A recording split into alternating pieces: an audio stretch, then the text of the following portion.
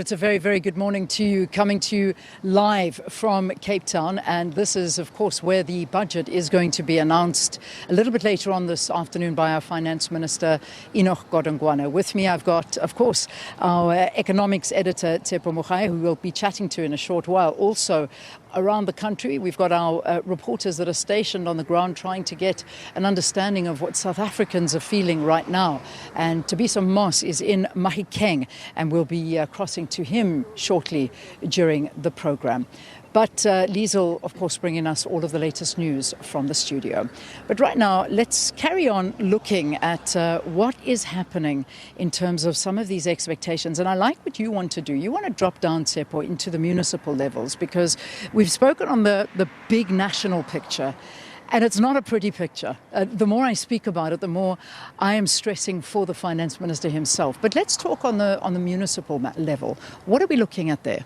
I think it's going to be quite interesting to see how the budget bring in municipalities, local government, especially around the theme of creating a capable state. You know for a while that local government has been a challenge. And the second phase of our structural reform, or so-called Operation Vulindlela, wants to bring in municipalities. We know that, for example, in terms of division of revenue, municipalities get the list, I think around 10%. The rest is divided between provincial as well as national government.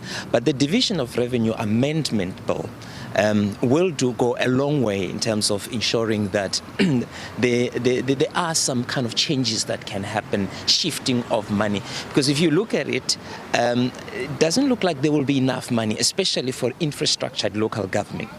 But there's going to be a lot of work in terms of using the existing grants, which forms a bulk of the revenue that municipalities move it around and shift it around in order to speak to this massive infrastructure that is happening at the moment. I'm talking about close to R1 trillion. And a lot of work will probably happen at local government. Skills will, work that needs to be done around that. But ability to spend money.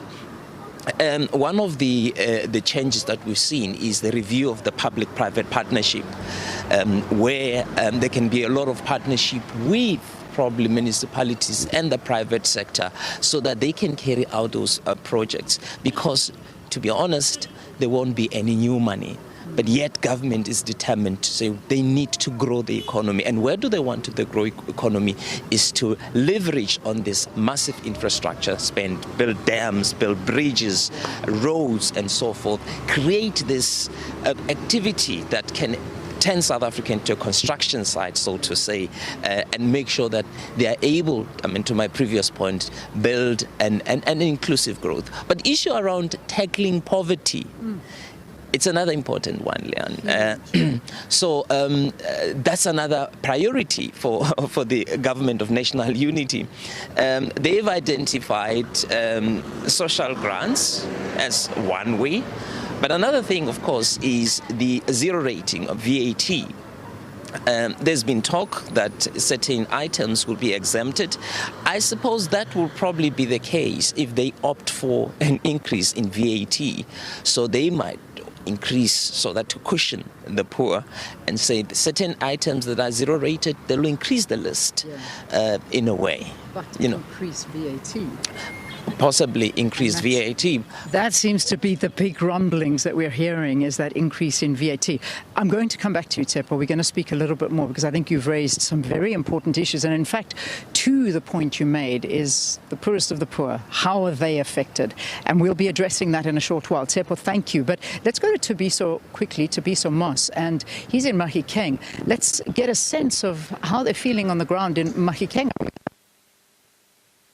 I think that you've raised important issues about turning South Africa into a construction site, creating jobs, roads, bridges, water, infrastructure.